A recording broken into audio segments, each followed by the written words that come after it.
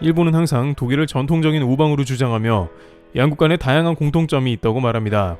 특히 2차 대전 때 맺었던 독일, 이탈리아, 일본 3자국의 동맹을 강조하는 모습을 보였습니다.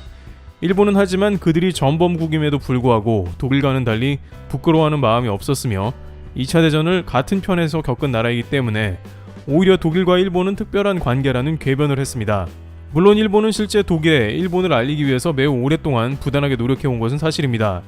일본 공영방송 NHK는 독일의 아시아에 관한 정보를 수십 년간 제공해왔으며 일본은 방송 내용을 통해서 아시아의 중심이 일본이며 경제대국 일본이 사실상 아시아에서 가장 뛰어난 국가인 것으로 강조했습니다.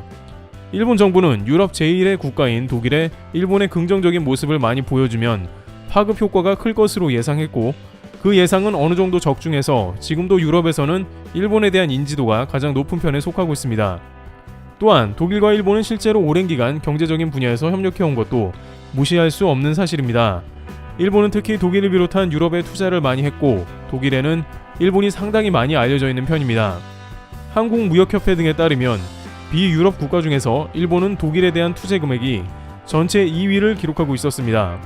일본도 이렇게 독일에 많이 투자한 것은 단순히 독일뿐만이 아니라 유럽연합 자체가 매우 크기 때문이죠. 독일에 투자해 놓으면 자연스럽게 인접 유럽 국가의 일본의 상품이나 서비스가 뻗어나갈 수 있습니다. 오래전부터 이러한 맥락을 알고 있던 일본은 경제적인 측면에서 독일과 협력한 게 당연했습니다. 반면 독일의 경우에는 일본에 대한 투자가 일본보다 훨씬 인색하다는 지적이 나왔는데요.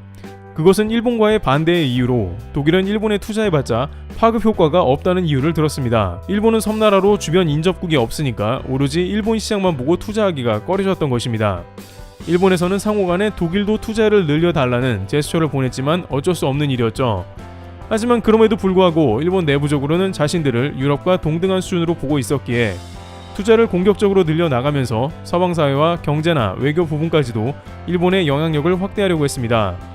그런데 이제 최근 국제사회에서 느닷없이 일본 아닌 한국이 급격하게 떠오르는 국면을 맞이하게 됐습니다.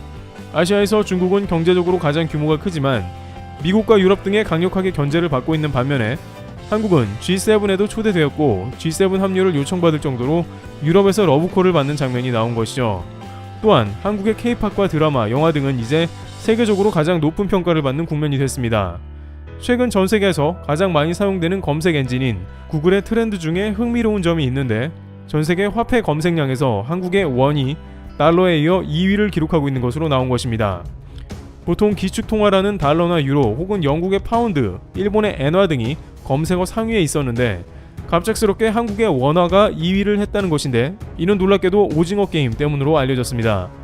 오징어 게임에서 참가자들은 총 456억 원의 상금을 놓고 경쟁을 하는 모습이 나오는 것입니다. 그런데 이 작품이 전 세계적으로 히트를 치면서 많은 이들이 한국의 화폐 단위가 궁금해진 것입니다. 달러에는 익숙해 있지만 한국 원 단위를 환산하면 얼마인지 헷갈려 많은 이들이 검색을 해본 결과 한국의 화폐 단위 혹은 한국과 달러 비율 전환 등을 검색하는 사상 초유의 사태가 발생한 것입니다. 이것뿐만 아니라 한국의 작품을 이해하기 위해서 한국의 전통놀이 등 한국 관련 검색어도 크게 늘었습니다. 하지만 이것이 일시적인 것이 아니고 실제 옥스퍼드 영어사전에 한국어 단어 26개가 대거 등록이 됐습니다. 세계적인 권위가 있는 옥스퍼드 사전에는 한류로 인해 김밥, 먹방, 불고기, 치맥, 오빠, 누나 등이 수록됐으며 이에 대한 뜻과 발음 등을 자세히 소개했다는 것이고 이는 또한 매우 이례적인 일이 아닐 수 없기 때문에 CNN과 BBC 등 전세계 주요 언론들이 세계적으로 한류가 뜨고 있어 옥스퍼드가 이를 반영했다고 하면서 일제히 세계적인 화제로 보도를 한 것입니다. 그들은 오징어 게임으로 인해 K-컨텐츠가 급속히 뜨고 있다며 한국의 영향력이 경제 외교 분야뿐만 아니라 문화에서도 새로운 아이콘으로 자리 잡아간다고 소개합니다. 옥스퍼드 영어 단어 사전에 수록되어 있다는 의미는 그만큼 한류가 전세계 표준으로 인정받았다는 것이죠. 일본은 이러한 국제적인 분위기가 매우 불편한 것이며 따라서 한국을 한번 쳐내야 된다는 생각을 합니다. 2019년 실시된 수출 규제는 단순히 강제징용 판결에 대한 일본의 반응뿐만 아니고 한국이 너무 성장하니 한국의 중추산업인 반도체를 마비시켜서 한국 경제가 복구가 불가능하게 만들겠다는 의도인 것입니다. 게다가 일본은 수출 규제로 만족을 못했는지 독일을 찾아서 한국을 아예 복구 불가능하게 만들려 했습니다. 일본은 독일 정부의 새로운 수출 통제를 시행하자며 첨단 물품 공급 방지 협약을 맺자고 했습니다. 이는 수출 규제를 시행한 다음에 나온 일본의 제안으로 자민당에서 한국 첨단 산업 숨통을 끊어버리자면서 독일과 같은 선진국과 협력해서 한국을 제외한 자신들만의 첨단산업 네트워크를 만들자는 제안이었습니다. 게다가 일본은 올해 초에 급기야 독일과 정보보호협정을 맺으면서 양국 간의 첨단 안보에 관한 협력을 도모했습니다. 일본이 외교 안보 분야의 기밀 정보 보호에 관한 포괄적인 내용을 담은 정보보호협정을 맺은 것은 독일이 9번째로, 그만큼 독일과 일본은 상호간에 신뢰하며 첨단 기술 등을 주고받을 것이라고 확신한 것입니다. 일본 외무성은 독일과의 이번 협정 체결로 양국 정부 간에 제공되는 기밀 정보가 적절히 보호돼 유익한 정보 교환이 한층 더 이루어질 것으로 기대한다고 밝히는 등 더욱더 협력을 가속화했습니다. 그런데 일본과 독일이 이러한 협정을 맺는 등 일본 정부가 한국을 몰락시키려는 갖은 노력을 했습니다만 국제사회에서는 오히려 한국에 대한 관심이 늘고 한국에 모여드는 기현상이 일어나기도 했습니다. 예를 들어 일본이 기대했던 반도체 분야는 전세계 주요 국가들이 한국에 직접 센터까지 옮겼습니다. 일본의 수출 규제에는 거의 흔들림이 없었으며 오히려 더 펄펄 날아가는 모습을 보인 것이죠. 미국의 세계 1위 반도체 시각장비 회사 램리서치는 한국에 R&D 센터를 만드는 것을 확정한 상황이죠. 미국의 화학 소재 기업 듀포는 천안의 극자외선 포토레지스트 생산 공장을 구축하기로 했습니다.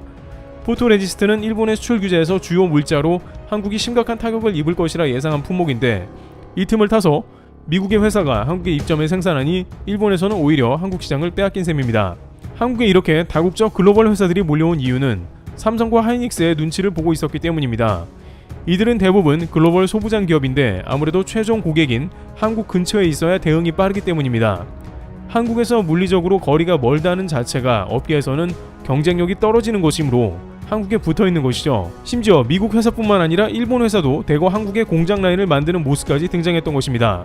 반면 일본에는 반도체 분야 등 먹거리가 있는 산업이 거의 없으니 인기가 없는 게 일면 당연한 것입니다. 그런데 급기야 일본이 최근 가장 공을 들였던 국가인 독일은 한국에 대한 충격적 발표까지 하게 되는데요. 일본은 독일 정부에 한국 등의 첨단 물품을 수출하지 말자는 제안까지 할 정도로 다급하게 움직여 봤지만 정작 독일의 소재 부품 기업인 머크 일렉트로닉스는 최근 2025년까지 한국에 8,300억을 투자하기로 한 것입니다. 독일 머크는 반도체 소재 부품 분야에 30억 유로를 투자할 계획인데 한국에 6억 유로를 투자한다고 밝혔습니다. 머크는 한국에 1990년대부터 투자해 오면서 실제 한국에 일자리를 만들어 온 기업이기도 합니다만 이와 같이 큰 규모의 펀딩이 일어난 것은 아무래도 한국의 국제적인 첨단 생산의 허브가 되기 때문이죠. 또한 독일 머크도 가만히 있다가는 미국을 비롯한 다국적 회사에 경쟁에 밀려날 것을 우려한 것입니다. 당장 일본에서는 자존심이 상할 수밖에 없는 것이 독일이 원래 아시아에는 투자가 드물다는 것입니다.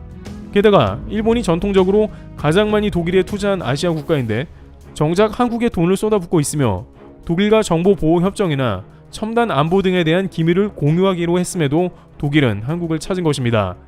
한국도 머크의 개별 투자 프로젝트가 가시화되면 정부 차원에서 입지, 세제, 현금 지원 등 다양한 인센티브를 지원하고 한국에 입점하는 독일 기업과 협력 발전을 늘려나갈 것이라 입장을 보여주기도 했습니다. 현재 이탈리아 G20에 방문 중인 박병석 의장도 독일의 상원 의원과 여러가지 경제협력에 관해 논하고 있습니다.